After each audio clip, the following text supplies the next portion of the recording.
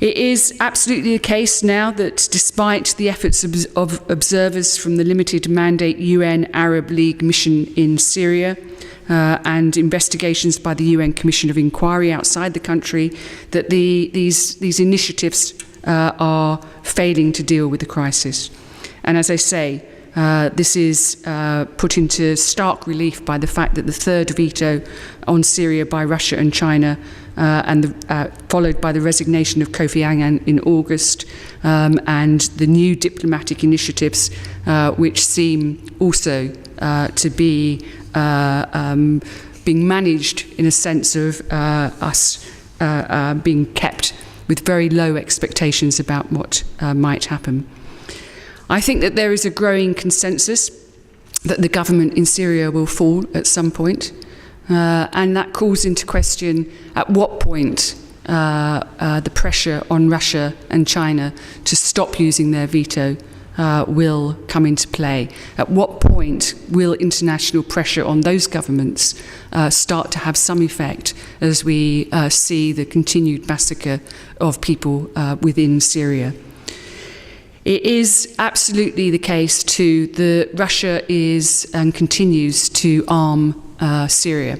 So while many of the rest of the world has stopped selling arms to Syria because we see what is happening with those arms, including with helicopters and other material that has been sent to that country, Russia continues to sell those arms. And that brings me on to one of our major campaigns as Amnesty International, and it's one that, in terms of what we see in Syria at the moment, absolutely is something that we are committed to, a campaign we are committed to winning. And that is a campaign for an international arms trade treaty.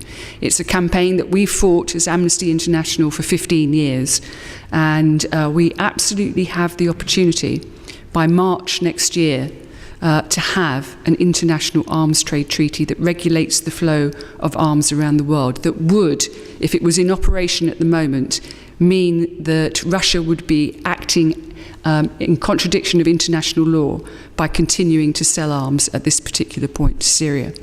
So our campaign has been, as I say, a 15-year one, an international arms trade treaty, a level playing field for the way in which arms are exported and sold around the world, so that if a government is using arms to repress its own people or for external aggression, then the world can say that arms will not be sold to that country. And in that 15-year campaign, a very ambitious campaign, we got to a position by 2008, 2009, where the General Assembly of the UN voted to have such a treaty. And for Amnesty, this was a wonderful moment, and it was a moment where it was an absolute triumph of the fact that we are a membership organisation of activists. Here in the UK government became an absolute champion of our arms trade campaign, and has used its political capital in the world and at the UN to persuade other governments to come on board. And it is the testimony is absolutely a testimony to our activists who have been in MPs' surgeries year in, year out, outside Parliament with lobbies, campaigning in many, many ways, drawing attention to the fact that there are international treaties about the way in which dinosaur bones are traded, but absolutely no international treaties about the way that arms are treated, and using creativity in all sorts of ways to raise this issue in locally with their MPs, with their local media. And it absolutely is one of those brilliant occasions when activists in Amnesty have absolutely carried this campaign in the UK and globally. And so when the UN General Assembly voted to have an international arms trade treaty, we then went into a couple of years of real discussions about what the wording of that treaty would be. And last year, in July, there was an international conference in New York at the UN, all governments around the world represented, and the wording of that treaty was absolutely thrashed out over a month-long conference that many of my colleagues were part of, and which the UK government played a very positive role in. And right on the last day, just as everybody thought we've pulled it off, and we were starting to think about celebrating, and I'd stood up in front of all our staff in London and said, we're that close. We got that close in July, and just at the last minute, the US government, in the build-up to the presidential elections, the Obama government pulled the rug out from under the negotiations, and it all collapsed. Because obviously arms and the US and an election are difficult things for politicians in that country. So huge recriminations, which we have all moved on from, and there is now an international conference which will take place in March next year. What we need to see at that conference is that the point that we got to in July needs to be the starting point, and we need to strengthen it. And we can't let the US government or any other government hold the rest of the world to hostage on this. There is absolutely an appetite and a desire, and it comes from governments across the world, particularly those that have seen the way in which arms have been used against their own people or have fueled conflict, that we need this treaty. So I still absolutely have confidence that in March we will have an international arms trade treaty, but we're not going to sit back and just hope for it. We're going to continue our campaigning, and Amnesty here in the UK will absolutely be on the heels of the UK government over the next few months, and we will be mobilising our activists to absolutely make sure that there is no let-up, that there is no backtracking, that there is no weakening of this treaty. And when you think about what's happening in Syria at the moment, that's why we need an international arms trade treaty, to absolutely stop that.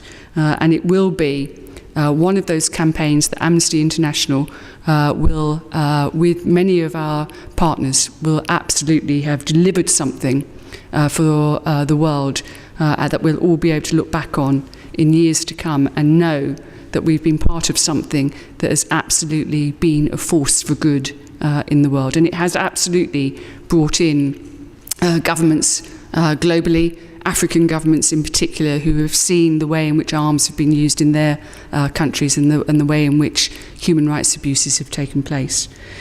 So we will continue that work at Amnesty to make sure that we get that international arms trade treaty, and we'll continue our work in terms of Syria and the Middle East and North Africa.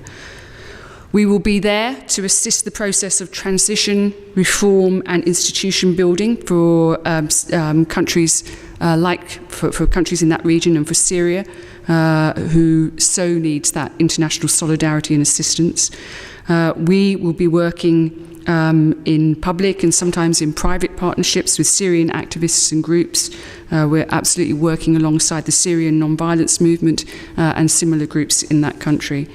And while what is happening at the moment in Syria is brutal and grim, we absolutely have to have that vision for the future where we will work with people in Syria and support them as they continue their battle for justice and for humanity. And we have to work for that day when we see that Syria is a different country, has a different government, has respect for human rights, and where we see Assad and those around him who have been responsible for what has happened, that we see them brought to account. That referral to the International Criminal Court is absolutely important. You hear from time to time where governments talk about what's the way out for Assad. How can we ease his transition out of Syria?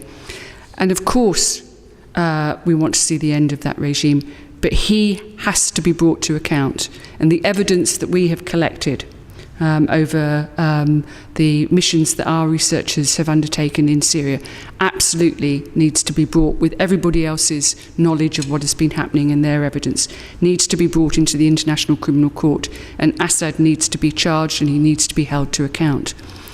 We have moved on from the days when heads of government could behave in the ways that Assad is and move to a neighbouring country with their Swiss bank accounts intact for their retirement.